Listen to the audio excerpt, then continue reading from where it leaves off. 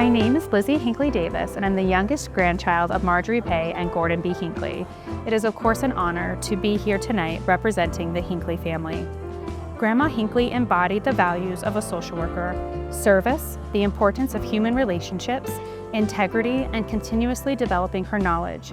Grandma Hinckley was a big reader. She always had stacks of books next to her, whether she was reading outside or in her kitchen and around her home, and I loved to ask her, "Grandma, what are you reading?" and learning from what she was learning. As someone who wasn't able to pursue her own education formally, she always was a lifelong student, and that still is such an example for me today.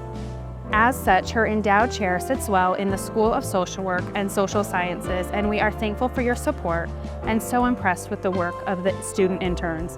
As we often said in our family, Grandma Hinckley is perfect and Grandpa Hinckley is still working on it.